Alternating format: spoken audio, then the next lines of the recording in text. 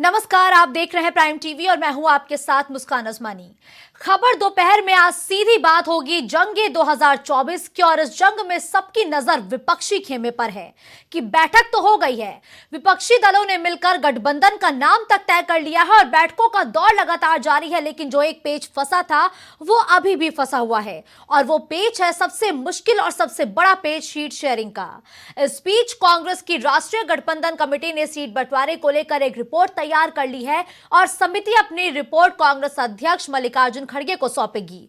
कांग्रेस की राष्ट्रीय गठबंधन समिति ने 9 राज्यों के नेताओं के साथ गहन चर्चा की, जहां पार्टी आगामी 2024 के लोकसभा चुनावों में गठबंधन करेगी और कितनी सीटों पर चुनाव लड़ेगी, इस पर भी चर्चा की गई है और रिपोर्ट तैयार हो चुकी है।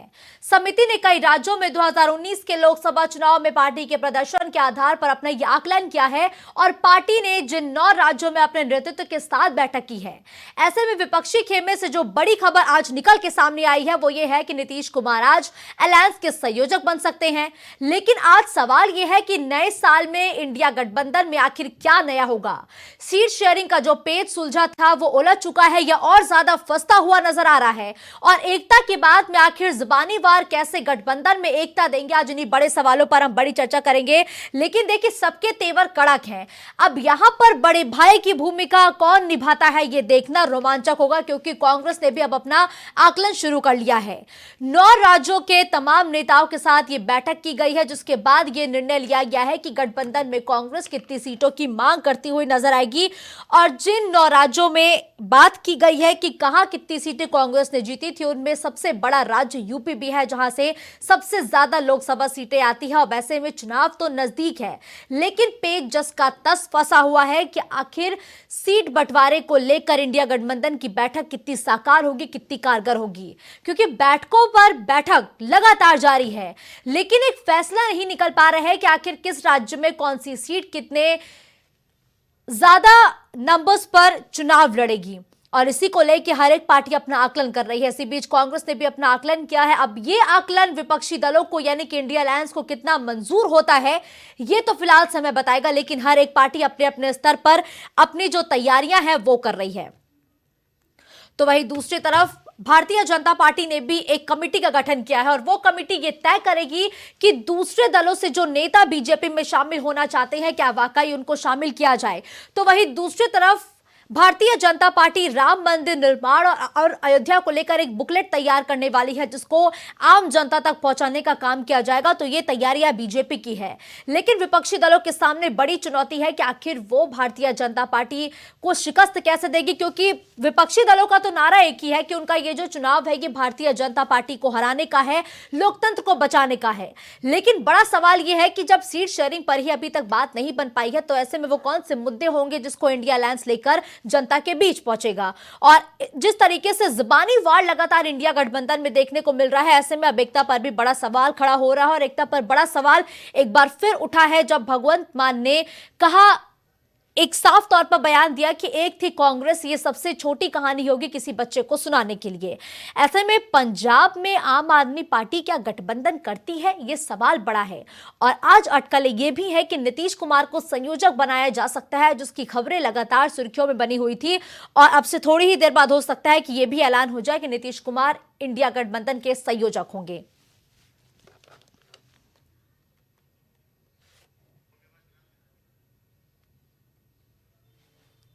तो नए साल में नया क्या देखने को मिलेगा इंडिया गठबंधन में, सबसे बड़ा सवाल पहले तो यह है। और विपक्षी गठबंधन इंडिया आने वाले दिनों में सीट शेयरिंग को अपना अंतिम रूप देने की तैयारी कर रहा है, जिसके लिए हर एक दल लगातार अपना आकलन कर रहा है।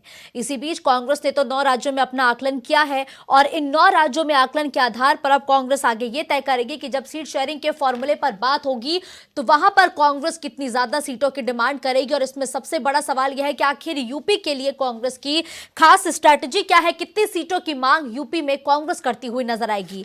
और अब बड़े सवाल जिस पर आज हम बड़ी चर्चा करेंगे कि जंगे 24 के लिए इंडिया गठबंधन का प्लान क्या है, सीट शेयरिंग को लेकर आखिर चर्चा कब होगी, और जिस तरीके से जुबानी वार पलटवार लगातार जारी है, ऐसे में एकता की जो बात लगातार कही जा रही है वो कैसे साकार होगी। आज इन्हीं सवालों पर हम बड़ी चर्चा करेंगे, जिसके लिए आकाश राय नेता बीजेपी इस चर्चा में हमारे साथ जुड़े हैं। जितेंद्र वर्मा प्रवक्ता कांग्रेस के इस चर्चा में हमारे साथ जुड़े हैं, माफी चाहूंगी, प्रवक्ता सपा के हमारे साथ जुड़े हैं। वही कांग्रेस प्रवक्ता के तौर पर इस चर्चा में हमारे साथ जो जुड़ी हुई है वो है प्रियंका गुप्ता जी। इस चर्चा की शुरुआत सबसे पहले प्रियंका गुप्ता जी से करते हुए, प्रियंका जी देखिए, हर एक पार्टी के तेवर कड़े हैं, हर एक नेता के तेवर कड़े हैं। इसी बीच लगातार ये बड़ी खबर जो सामने आई है कि 9 राज्यों के लिए कांग्रेस ने अपना आकलन किया है। इस आकलन की बड़ी बातें क्या रही? देखिए, मुझे लगता है कि कोई भी अगर गठबंधन को लेकर अनाउंसमेंट होगी या कोई भी जो है सार्वजनिक किया जाएगा कि कितनी सीटों पे हम लड़ रहे हैं, कितनी सीटों पे हम नहीं लड़ रहे हैं, तो सबसे पहले आप मीडिया के माध्यम से ही बताया जाएगा, प्राइम न्यूज के माध्यम से भी बताया जाएगा। परंतु मैं एक बात ये भी कहना चाहती हूँ कि ये जो मैटर है, ये ऑलरेडी डिस्कस मैटर है, ये इसके बारे में चर्चा हो चुकी है, क्योंकि जब हम गठबंधन में आते हैं तो हम पूरी तरह से तैयार होते हैं ये समझते के लिए कि हमें सभी सीटों पर नहीं लड़ना है चुनाव। चुनाव हमें उन्हीं सीटों पर लड़ना है जिन पर हम मैक्सिमम जीत हासिल कर सकते हैं। तो ये एक नॉर्मल फंडा होता है, किसी भी गठबंधन का होता है। और रही बात, अगर हम माननीय श्री नीतीश जी की बात करें तो वो वैसे भी एक वरिष्ठ नेता है, उनका ज्यादा एक्सपीरियंस है। अगर उनका नाम कमेटी के सदस्य के रूप में या संयोजक के रूप में अनाउंस होता है तो मुझे लगता है उसमें किसी को आपत्ति वैसे भी नहीं होगी। परंतु एक बड़ी बात मैं ये भी कहना चाहूंगी कि जिस तरह से चर्चा हो रही है, जिस तरह से सीट शेयरिंग की बात हो रही है, तो मुझे लगता है कि अंतरकलह की बात हो रही है। तो मुझे नहीं लगता इस तरह का कोई भी अंतरकलह या किसी की भी जो ऑफिशियल कोई स्टेटमेंट दिया हुआ है, क्योंकि अभी तक इस प्रकार का कोई स्टेटमेंट नहीं है, क्योंकि सभी नहीं नहीं, गठबंधन देखिए में प्रियंका जी, अंतरकलह की कुछ बात इसलिए निकल के सामने आई है क्योंकि भगवंत मान ने जिस तरीके से कहा ना कि आज के इतिहास में सबसे जो छोटी कहानी है सुनाने की वो है एक थी कांग्रेस, और आम आदमी पार्टी तो नहीं। आपकी सहयोगी है। आम आदमी पार्टी, और अगर हम केजरीवाल जी की बात करें जो मुख्यमंत्री हैं दिल्ली के, जो पार्टी के जो है वरिष्ठ नेता हैं, क्या ये उनका स्टेटमेंट है? क्योंकि अगर भगवंत मान जी अपने आप को आप पार्टी से बड़ा मानते हैं तब तो ठीक है, ये स्टेटमेंट ऑफिशियल हो जाता है। परंतु अगर हम गठबंधन में हैं और इस तरह के स्टेटमेंट हैं तो कहीं ना कहीं हो सकता है कि बीजेपी पर दबाव भी बना रही हो इस तरह के स्टेटमेंट देने के लिए, क्योंकि ईडी सीबीआई और भी भारतीय जनता पार्टी के जो है चुनाव लड़ने का जो है पूरा पूरा सपोर्ट करती है सीबीआई। तो जिस तरह से ईडी सीबीआई का इस्तेमाल किया जा रहा है वो भी हो सकता है एक रीजन। तो कहने के लिए बहुत कुछ हो सकता है, परंतु मैं ये कहूंगी कि जब हम गठबंधन में होते हैं तो हमें इस तरह की बयानबाजी से बचना चाहिए, जी। क्योंकि अगर आप कोई बयान देंगे तो कोई चुप थोड़ी बैठेगा, दूसरा भी बयानबाजी पलट कर दे देगा आपको। तब कितना रह जाएगा आपको? क्या मतलब, आप अपनी इज्जत तो अपने हाथ में ही होती है। परंतु इस तरह के अंतरकलह की अगर बात की जाए तो भारतीय जनता पार्टी में कौन सा अंतरकलह नहीं है?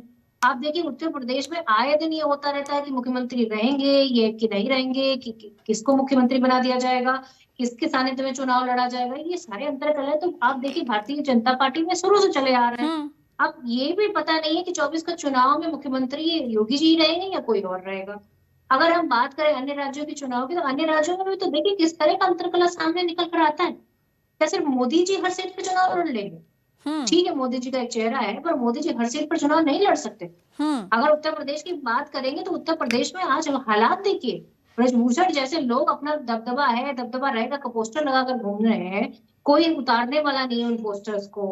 और आप देखिए किस तरह से भारतीय जनता पार्टी के बलात्कारी, जो उनके नेता है वही बलात्कारी है, और उनके घर पे कोई बुलडोजर नहीं चलता। तो ये सवाल ठीक तो है, नहीं पूछना बनता प्रियंका जी, है कि देखिए मुद्दा भारतीय नहीं है, जनता मुद्दा पार्टी, सीट शेयरिंग पर है, उसी पे रहते हैं ना। देखिए ब्रजभूषण शरण सिंह का मुद्दा नहीं नहीं ये लेके मुद्दे आते हैं, लेकिन हैं देखिए और प्रियंका जी, ये लगातार मेरा जो सवाल था वो यही था कि 9 राज्यों को लेकर आपके तमाम शीर्ष नेताओं ने मुलाकात की है, बैठक की है, कितने सीटों की तैयारी है आपकी? देखिए, मुझे लगता है कि जो भी सीट हम जीत सकते हैं उन सब पर हमारी तैयारी है और सब पर हम लड़ेंगे, और इसके लिए सारी पार्टियां एक दूसरे से सामंजस्य स्थापित कर चुके हैं। कोऑर्डिनेशन कमेटी है, जो भी डिस्कशन होता है कोऑर्डिनेशन कमेटी में होता है। जो भी हमारे ठीक है। जो नेता हैं वो उस कोऑर्डिनेशन कमेटी में अपनी बात रखते हैं, और उस पर जिस बात को फाइनलाइज करेंगे वो हम पूरी तरह से मीडिया के सामने रखते हैं। ठीक है, देखिए परंतु आकाश हम राय जी, ये कह बिल्कुल रहे हैं ठीक है, वापस आप करूंगी, लेकिन देखिए आकाश राय जी, जब एकता पर सवाल किया गया तो साफ तौर पर आप पर आरोप लगाए गए कि हो सकता है भगवंत मान पर भी बीजेपी का प्रेशर हो। क्यों प्रेशर दे रहे हैं आप कि विपक्षी नेता अपनी ही एकता पर सवाल खड़े करें? ना कि जब भी कुछ भी होता है तो भारतीय जनता पार्टी करती है, वैसी कोई बयान देते हैं तो वो भारतीय जनता पार्टी के कहने पे देते हैं। मायावती जी किसी को टिकट देती हैं तो वो भारतीय जनता पार्टी के कहने पे देती हैं। जी जी। तो जब ये हारने लगते हैं तो ये उलूल जुलूल बातें करते हैं, लेकिन हकीकत जो है मैं वो आपको बता दूं कि जो ये इंडी अलायंस है वो कहीं भी एग्जिस्ट नहीं करता है। ये एक अनैतिक गठबंधन है, न इनकी विचारों में कहीं कोई साम्यता है, न नीतियों में कहीं कोई साम्यता है, और न ही ये अपना कोई नेता अभी तक चुन पाए हैं। तो सीटों के बंटवारे का मामला ही नहीं आता है। और मैं अभी एक वाकया आपको बता देता हूं मध्य प्रदेश का। मध्य प्रदेश में अखिलेश जी से लिस्ट मांगी गई कि आपको कौन कौन सीटों पे अपने प्रत्याशी दे दीजिए, और मैं आपको बता रहा हूं कि रात के 1 बजे तक अखिलेश यादव को बैठाए रहे ये लोग, और इन लोगों ने सुबह जब सीट घोषित की तो उसमें 0 कर दिया, और अंत में अखिलेश यादव अपनी सीट से चुनाव, मतलब अपनी पार्टी से चुनाव लड़ाया इन लोगों ने। तो इंडिया अलायंस एग्जिस्ट कहां करता है? ये सिर्फ और सिर्फ कागज पे है, और महत्वाकांक्षा का गठबंधन है, अपना कुनबा बचाने का गठबंधन है। और भारतीय जनता पार्टी, जो इन्होंने आरोप लगाया कि भारतीय जनता पार्टी में अंतर कलह है, तो मैं प्रियंका जी को बता दूं कि ये जो सारी बातें आती है ना कि योगी जी मुख्यमंत्री रहेंगे या नहीं रहेंगे या कौन रहेगा, ये सिर्फ और सिर्फ मीडिया और सोशल मीडिया में आती है। कहीं भी कोई भी हमारा बड़ा नेता या कोई छोटा नेता या कोई भी कार्यकर्ता कभी कोई एक बयान आप उठा के नहीं दे सकती हैं जो ये कह रहे हो कि नहीं मुख्यमंत्री जी या प्रधानमंत्री जी या कहीं पे भी कोई ऐसा व्यक्ति है जो पार्टी के लोगों को साथ लेकर नहीं चल रहा है। भारतीय जनता पार्टी में ये प्रचलन ही नहीं है। भारतीय जनता पार्टी अपने कामों को लेके जनता के बीच में जाती है, और बार बार जनता हमको अपना स्नेह इसीलिए दे रही है कि हमने काम किया है। आप अपनी पार्टी के बलात्कारियों के घर पे बुलडोजर कब चलाएंगे ये बताइए। बचाने के लिए हम विचारों को छोड़ दें, अपनी नीतियों को छोड़ दें और एक गठबंधन बना लें। हमारा एनडीए जो है वो हमेशा से हमने 18 अलग अलग पार्टियों को लेके इस देश में सरकार चलाई है। तो इसलिए हमारे पार्टी में, हमारे गठबंधन में न कोई अंतर कलह है, न कोई समस्या है। और 2024 का चुनाव हमने कहा है ना कि 400 प्लस सीटों के साथ भारतीय जनता पार्टी जीतने जा रही है। ठीक है आकाश राय जी, फिलहाल ये जनता पे छोड़ते हैं कि जनता किसके सर पे जीत का सहरा पहुंचाती है और पहनाती है यूं कहे, लेकिन हर एक पार्टी अपनी अपनी जोर आजमाइश कर रही है। जितेंद्र वर्मा जी, साफ तौर पर आकाश राय जी कहते हैं कि आप एकता की तो बात करते हैं, इंडिया अलायंस लगातार कहता है हम एकजुट है, लोकतंत्र को बचाने की लड़ाई है, भाजपा को हराने की लड़ाई है, लेकिन इंडिया गठबंधन अभी स्टैंड कहां करता है? क्या कंडीशन है गठबंधन की? देखिए, भारतीय जनता पार्टी का जो चिंदी गठबंधन है, चिंदी गठबंधन, ये हमारे इंडिया गठबंधन को इंडी कहते हैं, इसलिए हम इनके गठबंधन को चिंदी कहते हैं। 2 दल और मिला दो तो अली बाबा 40 चोर वाला गठबंधन हो जाएगा। भारतीय जनता पार्टी में एक भी गठबंधन की ऐसी पार्टी नहीं है जिसके 5 सांसद से ज्यादा हो। इनके पास 38 दल हैं और हमारे पास 28 दल हैं, लेकिन इंडिया अलायंस का एक भी दल और भारतीय जनता पार्टी के 37 दल बराबर है। अगर एक आदरणीय ममता दीदी के पार्टी को उठा के देख लीजिए, उनके 22 सांसद हैं और इनकी 37 पार्टियों को जोड़ दीजिए तो इनके पास 22 सांसद नहीं निकलेंगे। तो ये लोग केवल बड़ी बड़ी बातें करते हैं और केवल झूठे वादे करते हैं जनता से, और जनता आने वाले समय में इनके भरमाने में आने वाली नहीं है। इंडिया गठबंधन देश में बहुत बड़ी ताकत के रूप में उभरा है, और इंडिया गठबंधन में जितने भी दल हैं सबका बहुत बड़ा जनाधार है, और बहुत बुरी तरह से भारतीय जनता पार्टी को लोकसभा चुनाव में पराजित करने जा रहे हैं। अभी नीतीश जी के विषय पर बातचीत चल रही है, और ये हमारे लिए खुशी की बात होगी यदि नीतीश कुमार जी देश में कन्वीनर बनेंगे, मुख्य संयोजक बनेंगे और प्रधानमंत्री का चेहरा बनेंगे। समाजवादी पार्टी के राष्ट्रीय अध्यक्ष माननीय अखिलेश यादव जी ने कहा इंडिया गठबंधन जो भी फैसला लेगा समाजवादी पार्टी उसके साथ होगी। ठीक है, ठीक है, यानी कि इंडिया गठबंधन जो भी फैसला लेता है, सीट शेयरिंग और हर एक मसले पर समाजवादी पार्टी उसके साथ है। लेकिन देखिए प्रियंका जी, आकाश राय जी ने साफ तौर पर कहा कि आप लगातार बैठक तो कर रहे हैं, लेकिन एक मुख्य चेहरा कौन है आपका?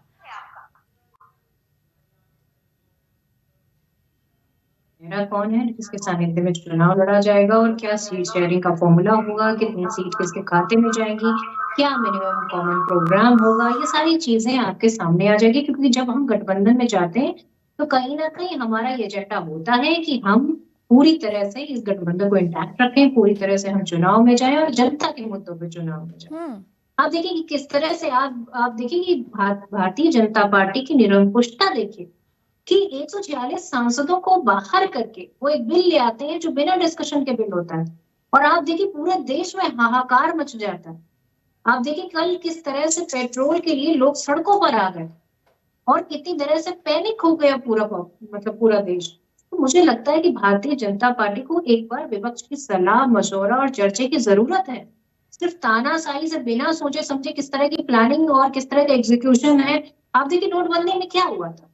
तो अगर मोदी जी के चेहरे पे चुनाव लड़ा जा रहा है तो मुझे लगता है कि मोदी जी को इस बात की रिस्पॉन्सिबिलिटी लेनी चाहिए कि इस देश में इस तरह के बिल ना पेश किए जाएं जो बिना सोचे समझे पेश कर दिए जाते हैं और उसके बाद जनता में त्राहिमाम मच जाता है। कल पूरा अस्त व्यस्त था देश। तो मुझे लगता है कि कहीं ना कहीं भारतीय जनता पार्टी को स्टैंड लेना पड़ेगा। स्टैंड लेना पड़ेगा उन लोगों के लिए जो उनकी पार्टी में बलात्कारी भरे हुए हैं। क्या उनके घरों पे बुलडोजर नहीं चलाएंगे? ये सारे सवाल हैं। और अगर मोदी जी चेहरा है तो उनसे ये भी पूछा जाएगा कि रोजगार पर उनका क्या स्टैंड है। 2 ठीक करोड़ है। रोजगार पे जो उन्होंने 2014 में बात की थी, अभी अभी आप देखिए किस तरह से सिनेरियो बनता चला जा रहा है। मुझे लगता है कि भारतीय जनता पार्टी के लिए ये गठबंधन पूरी तरह से चैलेंज देगा और पूरी तरह से जीत के लिए दावेदारी है। आकाश राय जी, इंडिया गठबंधन बहुत बड़ा चैलेंज देने की तैयारी में है और सीट शेयरिंग पे साफ तौर पर प्रियंका जी ये कहती हुई नजर आ रही हैं कि आखिर बीजेपी को इतनी तकलीफ क्यों हो रही है? भाई हमारा मसला है, हम आपस में हल कर लेंगे बैठ के। कहाँ हो रही है? अभी जितेंद्र जी कह रहे थे कि हमारे मतलब गठबंधन की पार्टियां, तो मैं उनसे सिर्फ ये कहना चाहता हूं कि आपका जो पूरा कुनबा है ना, वो सिर्फ और सिर्फ भारतीय जनता पार्टी को हराने के लिए बन रहा है। तो भारतीय जनता पार्टी तो अकेले आप पे भारी है, लेकिन उसके बावजूद हमने जो एक गठबंधन बना के रखा है अलग अलग पार्टियों का, और ये एनडीए अटल जी के टाइम से चला आ रहा है। उस टाइम से हम अपने साथियों को लेके चले आ रहे हैं। हमारे पास ऐसे ऐसे साथी हैं जिनसे हमारा 30-40 साल का संबंध है और लगातार गठबंधन चला आ रहा है। बीच में कुछ लोग आते हैं, कुछ लोग विचारों को मतलब अपने बेच के अपने उससे समझौता करके चले जाते हैं। नीतीश कुमार जी की बात कर लीजिए या उद्धव ठाकरे की बात कर लीजिए। उद्धव ठाकरे जिन लोगों का मतलब ये एक हिंदुत्व का एक परचम लहराने का एक नाम होता था शिवसेना का, उस शिवसेना ने ऐसा गठबंधन किया कि अपनी पूरी पार्टी को खत्म कर लिया। आप सोचिए कि उनके विधायक तक उनके साथ नहीं रहे। तो इनका तो कहीं कोई पूरे, मैंने कहा ना पहले कि इंडिया गठबंधन का कहीं कोई वैचारिक साम्यता ही नहीं है। अलग अलग विचारों की पार्टियां सिर्फ और सिर्फ कुनबा बचाने के लिए। कोई नीति इनकी तय हो तो बता दें, कोई कॉमन मिनिमम प्रोग्राम इन लोगों ने तय किया हो तो बता दें। आखिर चुनाव सामने है, आपका कोई आकाश राय जी, यही तो प्रियंका जी कह रही हैं कि हम तय कर लेंगे, ये हमारा अंदर का मसला है, हम बैठक करेंगे, हम तय करेंगे। इसके लिए बीजेपी क्यों सवाल कर रही है बार बार? भाई जी जितेंद्र वर्मा जी आती हूँ, बस एक सेकंड और। जी आकाश जी। भारतीय जनता पार्टी को कोई समस्या नहीं है, क्योंकि मैं पहले ही कह चुका हूं कि आपने देखा कि 17 के चुनाव में, फिर उसके बाद 19 के चुनाव में, 17 के चुनाव में 2 लड़के थे, समाजवादी पार्टी और कांग्रेस ने गठबंधन किया, उनका उत्तर प्रदेश में क्या हश्र हुआ। 19 में समाजवादी पार्टी बहुजन समाज पार्टी ने गठबंधन किया, उनका क्या हश्र हुआ। उसके बाद फिर जब 23-22 का चुनाव आया तो सुहेलदेव समाज पार्टी को ये हमसे तोड़ के अपने साथ लेके चले गए, क्या हश्र हुआ। अब 24 बचा है, 24 भी देख लें। मैं तो कह रहा हूं कि हम लोग अपने कामों को लेके जनता के बीच में जाते हैं। हमने जो हाईवेज बनाए हैं, जो एक्सप्रेसवेज बनाए हैं, जो लोगों को आवास दिया है, आयुष्मान कार्ड के जरिए लोगों को स्वास्थ्य की बेहतरी के लिए पैसे की व्यवस्था की है, उसके जरिए हम लोग जनता के बीच में जाते हैं। और जनता लगातार, अभी आप देखिए ना कि इनको तो कांग्रेस पार्टी के लोगों को सोचना चाहिए कि जहां पे हामी भरते थे कि हम यहां से भारतीय जनता पार्टी को बाहर कर देंगे, वो जहां जो स्टेट इनके हाथों में थे वो भी चले गए, चाहे वो राजस्थान हो चाहे वो छत्तीसगढ़ हो। तो इनको तो अपना कुनबा बचाने का चिंता है, इनको न देश की चिंता है न लोगों की चिंता है। बिल्कुल ठीक है। जितेंद्र वर्मा जी आरोपों पर जवाब चाहूंगी, फिर सीधा प्रियंका जी के पास आऊंगी। देखिए, इंडिया गठबंधन जब सत्ता में भारतीय जनता पार्टी की सरकार है तो भारतीय जनता पार्टी के चिंदी गठबंधन को हराने के लिए ही तो पूरी ताकत लगाएगा कि अमेरिका में जियो बाइडेन को हराने चले जाएंगे। भाई सत्ता में भारतीय जनता पार्टी देश में है और इंडिया गठबंधन देश में है, सभी पॉलिटिकल पार्टी भारतीय राजनीति की पार्टियां हैं, तो हराएंगे तो हम देश में ही कि जियो बाइडेन को हराने चले जाएंगे। लेकिन हमारी सीट शेयरिंग तय हो गई है। आज मल्लिकार्जुन खड़गे को गठबंधन के जो भी हमारे साथी उस कमेटी में हैं टिकट चयन में, आज पूरी रिपोर्ट खड़गे जी को रखेंगे जाके। और ये भारतीय जनता पार्टी के लोग हमारे इंडिया गठबंधन की चिंता बिल्कुल न करें। बहुत जल्दी हमारा चेहरा भी तय हो रहा है और बहुत जल्दी सीट शेयरिंग भी तय हो जाएगी और बहुत जल्दी पूरे देश में बैठकें और रैलियां भी शुरू हो जाएंगी। रही बात भारतीय जनता पार्टी की, जो ये बड़ी बड़ी विकास के दावे करते हैं, प्रधानमंत्री जी कहते हैं कि 4 जातियां, गरीब, महिला, किसान, युवा, तो युवाओं को इन्होंने 2 करोड़ रोजगार दिया नहीं पर साल, जो वादा किया था युवाओं को छलने का काम किया। दलित पिछड़ों के आरक्षण में, नौकरी में जो आरक्षण मिलता था वो इन्होंने छीन लिया। किसानों की 700 किसानों की बलि इन्होंने बॉर्डर पर ले ली। 1.5 साल तक किसान आंदोलन करते रहे। ये लोग तानाशाह की तरह सरकार चलाते हैं। सुन लीजिए, ये लोग तानाशाह की तरह सरकार चलाते हैं। किसानों की बात इन्हें नहीं मानी। 1.5 साल में जब 700 किसान शहीद हो गए तब इन्हें लगा कि कृषि कानून गलत है। उसी तरह जैसे कृषि कानून वापस लिए, ऐसे ड्राइवरों के खिलाफ कानून ले आए। देश के हर घर में तो एक ड्राइवर है। ये कौन इसके भले के लिए सोच रहे हैं? न ड्राइवर के भले के लिए सोचते हैं, न मजदूर के लिए भले के लिए सोचते हैं। युवाओं को इन्होंने देश में परेशान कर दिया, किसानों को परेशान कर दिया। महिलाओं की ये बात करेंगे, महिला पहलवान कितने लंबे समय तक संघर्ष करती रही, धरना प्रदर्शन करती रही, उन्हें मेडल वापस करना पड़ा। तब इन्होंने जाके ब्रजभूषण शरण पर कार्रवाई की। लेकिन फिर भी सबको पाकों में जेल भेजते हैं। ब्रजभूषण शरण सिंह को जेल नहीं भेजा इन लोगों ने और उसका बचाव करते रहे। देश की महिलाओं का ये अपमान करते रहे। भारतीय जनता पार्टी से जनता नाराज है। इंडिया गठबंधन की ताकत इतनी ज्यादा बढ़ चुकी है कि आने वाले चुनाव में आप देख लीजिएगा, मोदी जी का भारतीय जनता पार्टी का सफाया तय है। ठीक है, सफाया तय है। ये तो फिलहाल जी कौन लोग नहीं, ये कौन लोग बात कर रहे हैं? समाजवादी पार्टी के लोग। समाजवादी पार्टी के लोगों को तो बोलना ही नहीं चाहिए। इनको याद होना चाहिए कि आरोप था बलात्कार का गायत्री प्रजापति पे, और उनके लिए अखिलेश यादव मुख्यमंत्री होते हुए मंच पे जाके वोट मांग रहे थे। ये लोग बात करते हैं। हमने किसी को भी, कोई भी हो, हमने कहा कि जो भी न्याय होना चाहिए वो होगा। अरे गलत कोई भी है, 25 साल की सजा हुई जिसे बलात्कारी विधायक समाजवादी पार्टी का हो, तुमने इस वजह से तय नहीं किया जाएगा। बना दिया तो गलत है। बलात्कार का दोषी था, उसको टिकट दे ठीक दिया। है, प्लीज एक एक करके, प्लीज ठीक है एक एक करके बोलेंगे। लेकिन देखिए प्रियंका जी, बड़े आरोप ये लगाए गए हैं कि भारतीय जनता पार्टी सबका साथ सबका विकास की बात करती है, जो अपने काम है उसको लेके बीजेपी जनता के बीच पहुंचेगी। लेकिन जो इंडिया गठबंधन है, ना तो उनके एजेंडे तय है, ना मुद्दा तय है, किस बिनाम पर जनता के बीच जाएगी। और एक और आरोप लगाए गए हैं आप पे कि जिन राज्यों में कांग्रेस की सरकार थी वहां तो कांग्रेस अपनी सरकार बचा नहीं पाई, तो क्या इंडिया गठबंधन में अपना अस्तित्व बचाने के लिए है कांग्रेस? 2 बड़े आरोप। देखिए, मुझे लगता है कि जीत हार लगी रहती है। आप बताइए कि हिमाचल में हमारी सरकार नहीं थी पर हम जीते, कर्नाटक में हमारी सरकार नहीं थी पर हम जीते। तो भारतीय जनता पार्टी को ये भी तो देखना पड़ेगा, पर वो नहीं देखेगी। वो अपना एजेंडा चलाती है। इससे पहले जब राजस्थान में हमारी सरकार थी तो भारतीय जनता पार्टी के प्रवक्ता छाती पीट पीट कर रोते थे कि सबसे ज्यादा क्राइम वहां हो रहा है। आज उत्तर प्रदेश में अपराध के मामले में सबसे नंबर 1 पहुंच गया है, जो महिला अपराध होता है। आप बताइए, 16,000 केसेस 1 साल में दर्ज हो चुके हैं, पर अब भारतीय जनता पार्टी न कहीं रोती दिखाई देगी न गाती दिखाई देगी, क्योंकि सारे बलात्कारियों को अपनी पार्टी में इन्होंने पनाह दे रखी है। आप देखिए, किसी और पार्टी का नेता अगर बलात्कार के मामले में होता, अगर वो बलात्कारी की फोटो किसी नेता और मंत्री और किसी प्रधानमंत्री के साथ में होती, तो क्या ये छोटा इशू होता? पर आज इनके मुंह से ये भी नहीं निकलता कि ठीक है वो लोग गलत थे, ये भी नहीं बोलते, ये माफी तक नहीं मांगते कि हाँ हमारे किसी कार्यकर्ता ने अगर रेप किया है तो हम माफी तो मांगे सार्वजनिक जाके। पर ये सीना तान के खड़े रहते हैं, ये कहते हैं दबदबा है, दबदबा रहेगा।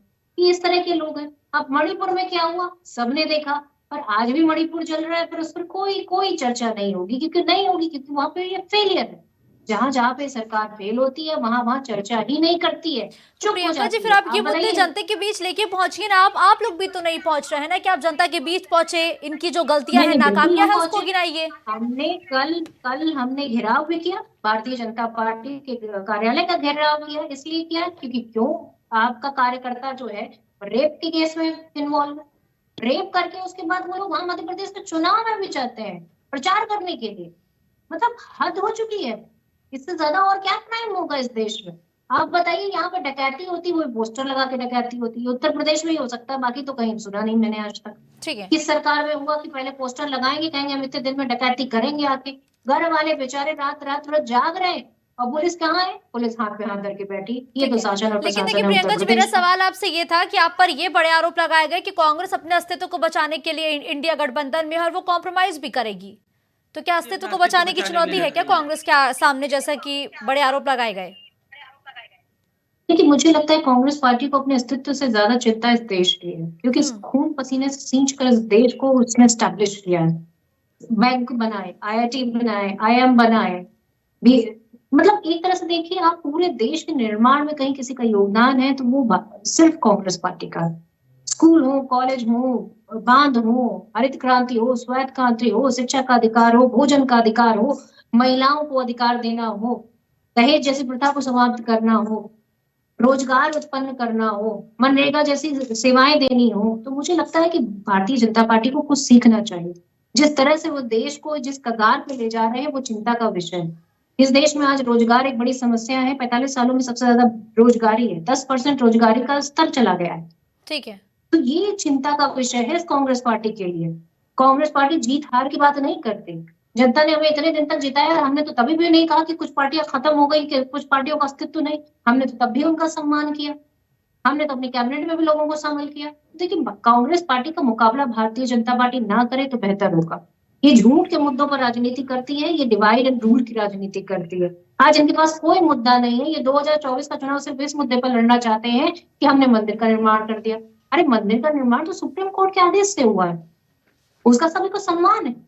लेकिन सवाल ये है कि रोजगार के मुद्दों पर चर्चा नहीं होगी, महिला अपराध पे चर्चा नहीं होगी, किसानों को आपने दुगनी आय का वादा किया पर नहीं कर पाए, रोड के गड्ढों पे आपने भरने की डेट थी, हम नहीं भर पाए। आपने कहा कि हम किसानों का बकाया जो होगा चीनी मिल वालों से दिला देंगे, वो नहीं देना पाया। ठीक है।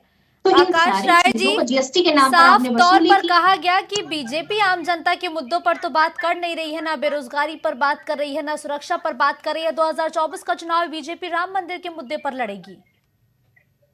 नहीं, देखिए, मैं इसीलिए कह रहा हूं ना कि ये लोग जब बोलते हैं तो जनता को लगता है कि ये लोग झूठ बोल रहे हैं। क्यों?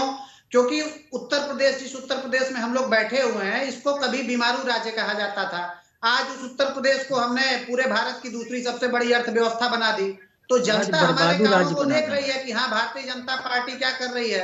और इसीलिए आपने देखा कि 34 साल का रिकॉर्ड ध्वस्त करते हुए कितना मैन्युफैक्चरिंग यूनिट लगाई है, सत्ता में वापसी कराई, कितने फ्रूट प्रोसेसिंग प्लांट लगाए आपने, कितने यूनिवर्सिटीज, स्कूल, कॉलेज बनाए। इन सब का सवालों पर अगर जवाब मांगेंगे तो नहीं दे पाएंगे। हैट्रिक हमारी होने जा रही है और ये हैट्रिक हम किसी अहंकार उज्ज्वला योजना पूरी तरह से फ्लॉप, दोबारा सिलेंडर ही नहीं लोग भरवा पा रहे हैं। कहते हैं कि जनता का विश्वास हमारे साथ जुड़ा हुआ है। जवाब देंगे हम इनको। ठीक है, ठीक है, एक एक करके प्लीज, ठीक है, आती हूँ, एक एक करके प्लीज, आज दिन जी आती हूँ। इसको प्रधानमंत्री जी ने घमंडिया गठबंधन कहा।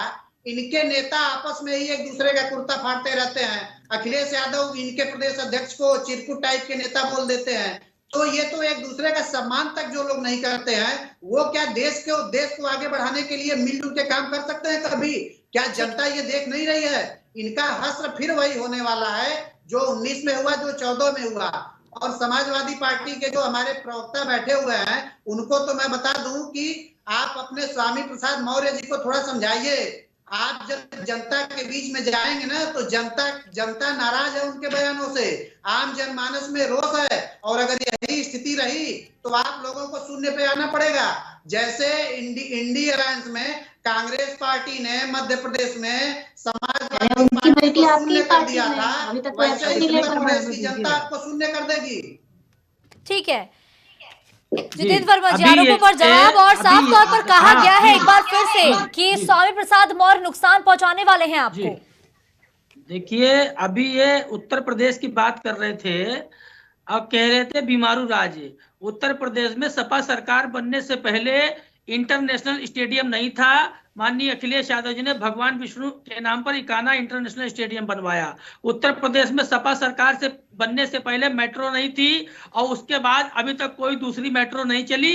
ये समाजवादी पार्टी की सरकार की देन है। सपा सरकार ने 18 लाख लैपटॉप बांटे, ये नहीं आप ठीक कर देती हैं उनको। अरे आप बोलिए ना प्लीज, बोलिए, बिल्कुल बोलिए, मैं तो पूरा मौका दे रही हूँ आपको। हमने 18 लाख लैपटॉप दिए, उसके बाद ये लोग लैपटॉप नहीं बांट पाए। हमने 5,43,000 सरकारी नौकरियां दी, लेकिन ये लोग आज तक नौजवानों को, लड़के लड़कियों को लाठी खिलवा रहे हैं। दलितों पिछड़ों का आरक्षण इन्होंने नौकरियों में शून्य कर दिया। हमने ऐसा एक्सप्रेस भी बनवाया जिस पर हवाई जहाज उतर गया, हरकुलस उतर गया। इन्होंने ऐसा एक भी एक्सप्रेस वे नहीं बनाया, और जो दूसरा बनवाया वो भी माननीय अखिलेश यादव जी का पास किया हुआ था, वो भी उस गुणवत्ता का एक्सप्रेस वे नहीं बना पाए जो माननीय अखिलेश यादव जी की सरकार में बना। हमने पूरे प्रदेश के हर जिले में जो है ट्रॉमा सेंटर खोला, हर जिले में महिला लड़कियों के लिए। अरे जितेंद्र जी, ये आप लोग का चुनावी मंच नहीं है ना, जो आप अपनी योजनाओं को बताएंगे, आप उनकी योजनाओं को बताएंगे। स्वामी प्रसाद मौर्य की तरफ से जो बयान दिए गए हैं वो आपके विकास कार्य को तो पलीता लगाते हैं ना। ये आदमी भारतीय जनता पार्टी के जो नेता है, कह रहे थे बीमारू राज ना, आज उत्तर प्रदेश बर्बादू राज बन गया है। बीमारू बना दिया और साथ में इन्हें बर्बादू भी बना दिया। ना नौकरी दिया, ना इन्होंने रोजगार दिया, ना इन किसानों की कोई फिक्र इनको है, ना ही नौजवानों को इनकी फिक्र है, ना महिलाओं को कोई सम्मान है। ये उत्तर प्रदेश सरकार का हाल है। बेरोजगारी में टॉप पर है, महिला अपराध में टॉप पर है, हर तरह के क्राइम में टॉप पर है। इन्होंने प्रदेश को बर्बाद करके योगी जी ने छोड़ दिया है, जिसको आने वाले समय में समाजवादी पार्टी की सरकार बनने पर सवार आ जाएगा। फिर से हमें जीरो से शुरू करना पड़ेगा। इन्होंने उत्तर प्रदेश को जीरो पर ले जाके खड़ा कर दिया हर मामले में। ये बात करते हैं समाजवादी पार्टी की। आप समाजवादी पार्टी की क्या टक्कर ले पाओगे? आप दूसरी मेट्रो कहीं बनाए हो प्रदेश में तो बताओ, कहीं दूसरी मेट्रो चली हो तो उसकी बात बताओ। आप कहीं आपने इंटरनेशनल दूसरा स्टेडियम बनाया हो तो आप बताओ। कोई काम नहीं किया इन लोगों ने। हर जिले में हम लोगों ने महिलाओं के लिए बनवाया, हर जिले में कृषि विश्वविद्यालय बनवाया। ये लोग का क्या काम किए? कोई विकास का काम ये लोग नहीं किए, केवल उत्तर प्रदेश की जनता को ठगने का काम। लेकिन जितेंद्र जी, अगर विकास का काम नहीं हुआ है तो भी जनता ने 2022 में तो इन्हें ही जिताया ना, इस बात को भी तो नहीं नकार सकते ना आप। बिल्कुल हम जवाब दे रहे हैं, इस पे भी जवाब दे रहे हैं। देखिए, इनको हो गया है घमंड। ये भूल जा रहे हैं इस घमंड में कि ये 14 साल उत्तर प्रदेश की सत्ता से बाहर रहे हैं और केंद्र में 10 साल देश की जनता ने इनको सत्ता से बाहर रखा है। समाजवादी पार्टी को 37% वोट मिला है, 3,42,00,000 वोट मिला है। सिर्फ हम लोग 90 सीटें 1500 से 2000 वोटों के बीच से आ रहे हैं और 4% वोट इनको ज्यादा मिला है। तो जनता आने वाले समय में हमको समर्थन देगी, हमको अपना प्यार स्नेह देगी, हमें अपना वोट देगी और भारतीय जनता पार्टी का जो घमंड है वो टूटने वाला है और देश में इंडिया गठबंधन की सरकार बनने जा रही है। बिल्कुल ठीक है। जवाब चाहूंगी आपसे आकाश राय जी। 14 साल वाली जो बात इन्होंने कही है, बहुत अच्छी बात कही कि 14 साल भारतीय जनता पार्टी सत्ता से बाहर रही तो उत्तर प्रदेश के लोगों ने उसका दंश झेला है। देखा है उत्तर प्रदेश के लोगों ने आपके गुंडाराज को, देखा है आपके अपराध को। आप महिलाओं के अत्याचार की बात करते हैं, आप एफआईआर नहीं होने देते थे। आप मतलब थानों की नीलामी चलती थी, लाखों लाखों रुपए थाने भेज दिए जाते थे गुंडों के नाम पे। आप क्या थानेदार थाने चलाते थे? वो स्थिति उत्तर प्रदेश के लोगों ने देखी है। आपको बार बार जवाब दे रही है जनता, फिर भी आपको नहीं समझ में आ रहा। मेट्रो कहाँ बनाया? मैं चुनौती के साथ कहता हूँ, आप जाके कानपुर में देखिए क्या हो रहा है वहाँ पे मेट्रो को लेके। उसके अलावा हम गोरखपुर में मेट्रो बनाने जा रहे हैं, हम बनारस में मेट्रो बनाने जा रहे हैं, प्रयागराज में मेट्रो बनाने जा रहे हैं। आप लोग क्या विकास करेंगे? विकास के पैमाने पे आप लोग कहीं टिकते हैं भारतीय जनता पार्टी के सामने? एक एक्सप्रेसवे का ढोल बजाते रहते हैं। अरे हमने 3 एक्सप्रेसवे दे दिए उत्तर प्रदेश को। हमने 4 साल में मेट्रो चला दी थी। लखनऊ की आपने बनाई, वो भी आधी दूसरी नहीं चला। जी प्लीज ऐसे नहीं, एक एक करके बोलेंगे, ठीक है।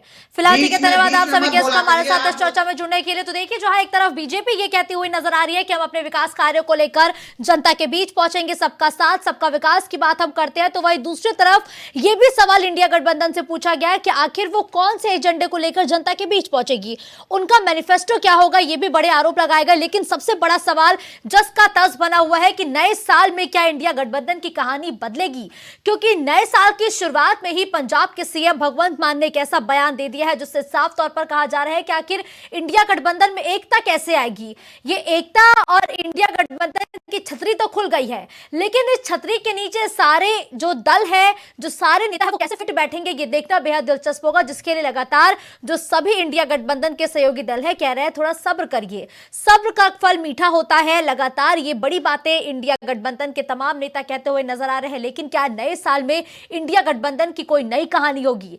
क्या इंडिया गठबंधन इस बार के 2024 के चुनाव में अपना एकता का परिचय दे पाएगा? और क्या सीट शेयरिंग को लेकर गठबंधन में जो रार है, जो लगातार देखने को मिल रही है, उस पर पूर्ण विराम लग पाएगा? ये सवाल बड़ा है।